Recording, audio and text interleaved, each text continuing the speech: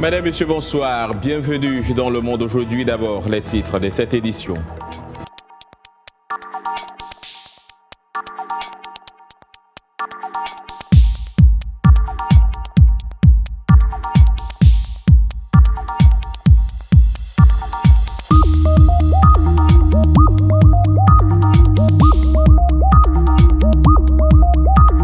Les 5 candidats à la présidence algérienne ont lancé dimanche 17 novembre leur campagne pour l'élection du 12 novembre.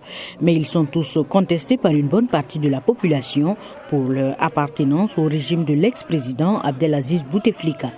Les manifestants réclament de profondes réformes dans le système politique en place depuis l'indépendance en 1962. Notre revendication est simple. Nous voulons un président légitime et non un président qui nous soit imposé, comme cela se fait depuis 1962. Selon le Comité national pour la libération des détenus, 150 personnes ont été arrêtées lors de la marche nocturne du mercredi. Parmi eux, plusieurs activistes du Irak, le mouvement de contestation qui ne faiblit pas depuis la chute de l'ex-régime. Nous avons commencé notre escalade mercredi. Nous allons annuler cette élection et nous nous battrons. Nous ne nous arrêterons pas avant le 12 décembre. Tous ces politiciens doivent partir et nous allons maintenir notre combat jusqu'à ce que nous passions à une période de transition. Nous sommes sortis aujourd'hui avec les mêmes exigences, à savoir le départ du gang en lice pour les élections, car nous connaissons déjà les résultats. Nous dénonçons aussi les arrestations de ceux qui sont détenus pour leurs opinions.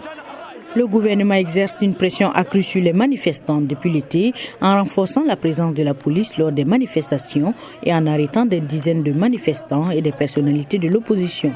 L'armée, principal acteur politique de l'Algérie depuis la démission de Bouteflika, a répété à maintes reprises que les élections seraient le seul moyen de sortir de la crise. Co-fondateur de Recycle App, Alassane Baba Mounirou veut assainir l'environnement au Ghana. Mais il veut aussi éduquer, responsabiliser et aider les jeunes à faire de la conservation tout en gagnant de l'argent. Même en tant qu'étudiant, nous sommes déjà entreprenants. Donc pour moi, je peux être capable de faire un travail formel, mais la liberté de pouvoir mettre mes idées en pratique et de vraiment prendre en charge quelque chose de concret et de rendre la société meilleure, c'est beaucoup plus enrichissant. Recycle App fait entre autres de la collecte de plastique dans les écoles qui sont ensuite revendus à des personnes comme Nelson Boateng dont la société fait des briques grâce à un mélange avec du sable. Alors que le Ghana connaît une poussée dans l'innovation, il a besoin de beaucoup plus d'infrastructures pour soutenir des activités respectueuses de l'environnement. Il est très difficile d'innover au Ghana si vous n'avez pas la volonté. Vous allez à la banque, ils veulent quelque chose qui va faire rentrer l'argent, pas quelque chose qu'ils ne connaissent pas. Et quand vous dites que vous essayez de sauver l'environnement, personne ne vous écoute. L'inventeur ghanéen Andrew Kwawo s'emploie à alléger le fardeau des hôpitaux grâce à une technologie capable de diagnostiquer les maladies chroniques et tropicales dans les pharmacies. Il estime que les industries de santé africaines dans des pays comme le Ghana sont prêtes pour des solutions innovantes. Je pense qu'on est dans la bonne direction. Le climat est bon. Nous avons plus de talent. Les membres de la diaspora, des gens comme moi qui ont fait leurs études aux États-Unis, reviennent et essaient d'apporter des innovations dans leur pays. Malgré le soutien des secteurs publics et privés à l'innovation, les entrepreneurs espèrent bénéficier d'un appui plus soutenu lors des sommets Innovation Africa et Ghana Tech.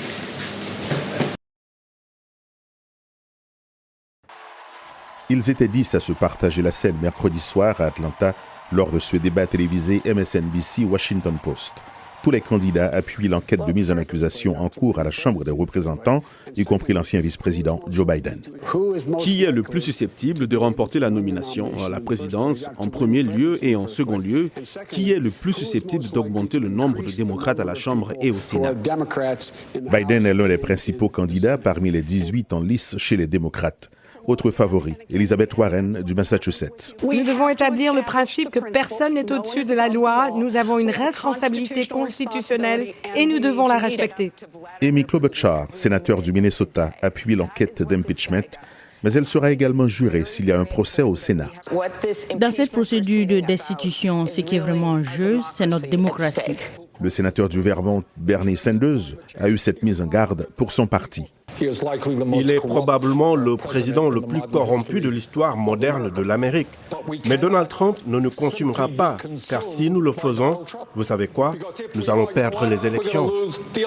Le maire Pete Buttigieg de South Bend, l'Indiana, s'est également fait remarquer. Buttigieg a pris de l'avance dans les récents sondages dans les premiers États à voter, l'Iowa et le New Hampshire.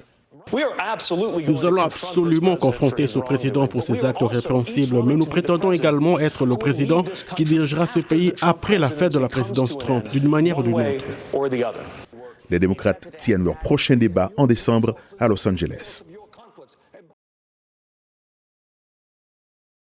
Nous sommes jeudi et comme tous les jeudis, nous recevons notre collègue Mouhamadou Oumfa pour la rubrique Santé. Bonsoir Mouhamadou. Bonsoir John. Aujourd'hui, nous parlons de la semaine mondiale pour un bon usage des antibiotiques. Tout à fait, John. Comme chaque année, au mois de novembre, l'Organisation mondiale de la santé organise une semaine mondiale pour un bon usage des antibiotiques. Cette année, la semaine se déroule du 18 au 24 novembre sur le thème « L'avenir des antibiotiques dépend de nous tous ». Une semaine qui vise à sensibiliser l'opinion publique à la résistance aux antibiotiques à l'échelle mondiale et à encourager le grand public, les agents de santé et les décideurs politiques à adopter les meilleures pratiques afin d'éviter que n'apparaissent de nouvelles résistances aux antibiotiques ou que les résistances actuelles ne gagnent du terrain. Les antibiotiques, rappelons-le, sont des médicaments utilisés pour traiter et prévenir les infections bactériennes. La résistance survient lorsque les bactéries évoluent en réponse à l'utilisation de ces médicaments. Selon l'OMS, la résistance aux antibiotiques constitue aujourd'hui l'une des plus graves menaces pesant sur la santé publique, d'où cette semaine, dont l'importance n'est plus à démontrer, John. Et comment s'explique ce phénomène de résistance aux antibiotiques et que recommandent les experts? En fait, précisons d'abord que la résistance aux antibiotiques est un phénomène naturel. Les experts expliquent que lorsque les bactéries sont exposées à un antimicrobien, les germes sensibles meurent et il est possible que restent les germes résistants à l'antimicrobien. Ceux-ci peuvent alors se multiplier en transmettant leur résistance. Cependant, l'usage abusif ou excessif des antibiotiques accélère le phénomène de la résistance. Et donc, quand l'antibiotique est mal utilisé, trop utilisé, ou lorsqu'il n'est pas utilisé quand c'est nécessaire, les bactéries deviennent résistantes. Il en est de même lorsque l'antibiotique est contrefait. Et pour lutter contre ce phénomène, l'OMS a publié un plan mondial, un plan qui comporte plusieurs recommandations.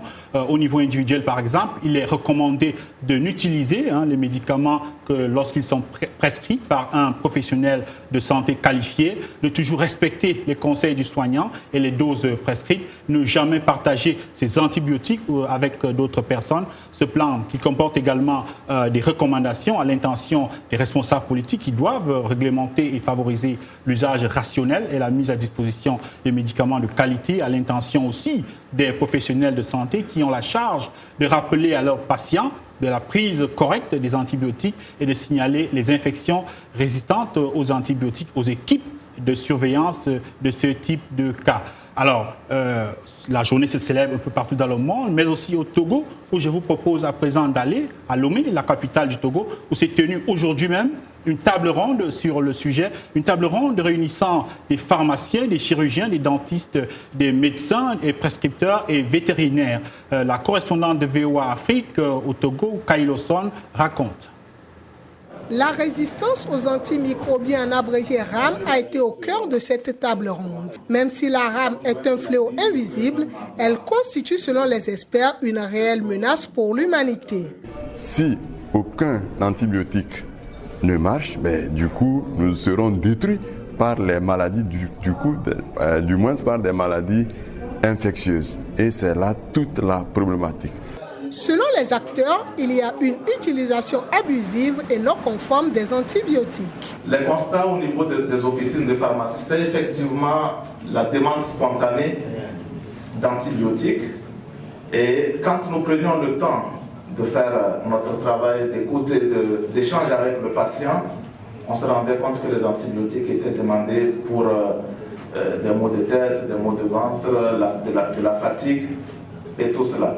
Suite à ces constats, depuis un certain temps dans les officines, Les pharmaciens ne vendent plus les antibiotiques sans une prescription médicale.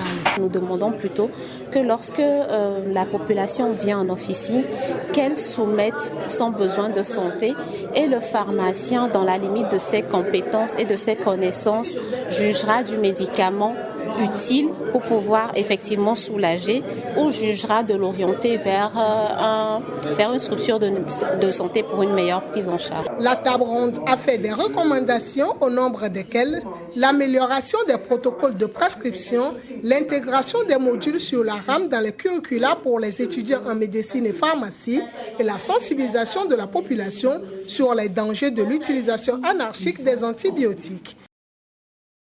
Voilà, prendre ces médicaments, c'est bien. Mieux les prendre, c'est encore mieux. Voilà. Merci à Kayi Lawson, merci à vous, Mouhamadou Oumfa, et à la semaine prochaine. À jeudi prochain. Après avoir purgé une peine de 5 ans dans une prison kenyane, Duncan est de retour chez lui où il cultive du maïs et du café sur son terrain de 3 hectares. L'ex-prisonnier a bénéficié d'un programme de réhabilitation à travers une formation en techniques agricoles.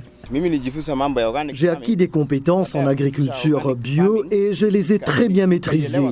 Une fois ma peine de prison terminée, je suis rentré chez moi pour appliquer les techniques apprises. J'en ai fait une entreprise qui m'aide à nourrir ma famille et à rester à l'écart du crime pour ne pas retourner en prison. Il transmet également aux membres de sa communauté les pratiques agricoles acquises en prison pour les aider à rentabiliser leurs exploitations agricoles. Je ne récoltais rien de la ferme avant, mais maintenant, j'obtiens de meilleurs rendements. Nous sommes des agriculteurs. J'ai vu de mes propres yeux le changement chez Duncan. S'il trouve des personnes pouvant le soutenir, il ira loin. Il travaille très dur, même les voisins s'accordent à le reconnaître. Le gouvernement du Kenya a dit avoir entrepris de transformer les prisons en centres de réhabilitation plutôt que de punition. En dehors de l'agriculture, les détenus peuvent également apprendre la menuiserie, la couture, la coiffure et la maçonnerie. Je sortirai avec beaucoup de connaissances. J'ai appris beaucoup de choses grâce au programme. J'ai appris à subvenir à mes besoins par l'agriculture pour pouvoir manger à ma faim et aider ma famille. Je suis très reconnaissant. C'est une bonne chose que je sois emprisonné, car je n'aurais pas eu accès à cette formation autrement. Selon les initiateurs du projet, le programme est en cours d'exécution dans différentes prisons du Kenya. À ce jour, il a contribué à la formation de plus de 1300 détenus. À Oued et Dahab, au Sahara occidental, les chameaux laitiers et de course d'Abiboula Dlemi errent librement dans le désert et sont très comme ils l'ont toujours été, à la main, à l'aube et au crépuscule. Le berger de 59 ans affirme que le lait de chamelle est aujourd'hui à la mode auprès des consommateurs soucieux de leur santé et que sa viande maigre est excellente. Vu la qualité et les bienfaits de sa chair, et de sa viande et de son lait, il devient l'un des animaux les mieux commercialisés au niveau de notre pays. Nous. Dépenser 20 000 dirhams, soit $2 000 pour un chameau, est un investissement sûr, mais il reste encore quelques défis à relever. L'achat du fourrage et de l'eau pour son bétail, ce sont les deux choses les plus difficiles ici dans le Sahara pour un éleveur. L'eau et les puits sont rares et les citernes nous coûtent trop cher. La course de chameaux, c'est un plaisir et ça paye, a déclaré Dlemi. Sa page Facebook et ses messages WhatsApp sont remplis de discussions sur les techniques d'élevage des chameaux, de la recherche et les courses. Pour entraîner ces chameaux de course, Dlemi poursuit les jeunes animaux à travers le désert dans son 4x4. Une technique qui, 8 fois de suite, a fait de lui le champion des compétitions nationales. Moi, j'ai eu la chance d'avoir des chameaux qui sont déjà, alhamdulillah, 8 fois champions. Dans la course, tout le monde a peur de moi parce que j'ai les meilleurs coureurs. Afin de préserver le passé pour l'avenir, Dlemi a créé une association culturelle pour sauvegarder les traditions d'un temps où il n'y avait pas de frontières et où les familles suivaient les troupeaux et les étoiles dans le ciel. Bonsoir à tous. Effectivement, l'Arabie Saoudite accueillera le plus célèbre rallye Raid, entendez le rallye Dakar du 5 au 17 janvier prochain, avec un itinéraire qui rappelle les moments où cette compétition traversait les déserts africains. Suivez. Pour cette première édition orientale, la course partira de Jeddah sur les bords de la mer Rouge pour longer les rochers d'Al-Oula. De là, les participants s'élanceront pour 12 jours dans les vastes étendues du désert d'Arabie Saoudite. Au programme, 350 équipages inscrits au départ, 7800 km à parcourir avec 5 étapes dépassant les 450 km. C'est clair, en 2020, le rallye Dakar change de décor au milieu de paysages qui devraient plaire aux nostalgiques des éditions africaines. Ça me paraît être un pays très bien adapté pour faire un très très beau Dakar.